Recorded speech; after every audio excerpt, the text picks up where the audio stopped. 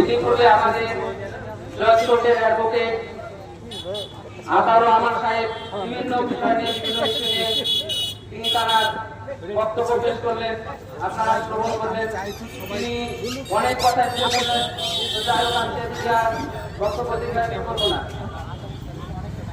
আমরা ইতিপূর্বে অনেক রাজনৈতিক দলের সঙ্গে জড়িত ছিলাম, আজকে আমাদের হঠাৎ মিলের প্রয়োজন হলো কেন? এই কারণে জরুরত হলো বর্তমান সময়ে যেভাবে মানুষের অধিকার কেড়ে নেওয়া হচ্ছে, গণতন্ত্র অধিকার যেভাবে একটা মানুষের সেটা কেড়ে নেওয়া হচ্ছে, মানুষের ভোট দিতে পারছে না, নিজের পছন্দের ক্যান্ডিডেটকে জেতাতে পারছে না, ভোটের রাজত্ব চলছে, খুনের রাজত্ব চলছে। আজকে মুর্শিদাবাদকে লেবার কারখানা বানিয়ে দেওয়া হয়েছে।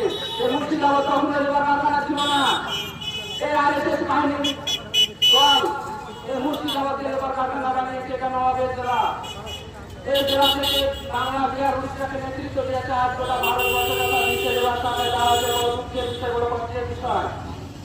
আজকে মুর্শিদাবাদের মানুষ তো তাদের সম্মান পায় না।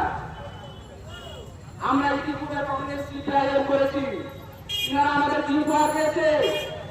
আমাদের শিক্ষা কেড়ে নিয়েছে, তার পরিবর্তে আমাদের হাতে অস্ত্র তুলে দিয়েছে, পায়ে পায়ে গুন্ডা তৈরি করেছে, পায়ে পায়ে মাস্তান তৈরি করেছে।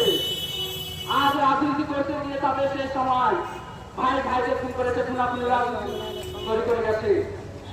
আর এখন তো হচ্ছে আমাদের দিদিমণি, এই দিদিমণির আমলে তো বলার কিছু না, টিভি খুললে পাওয়া যায়।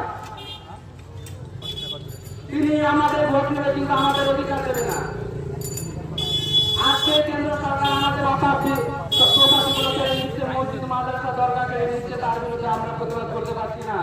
কারণ আমাদের মাননীয় আমাদের তীব্র শত্রু। আপনারা সকলে ভাষা শুনেছেন, আন্দোলন করতে গেলে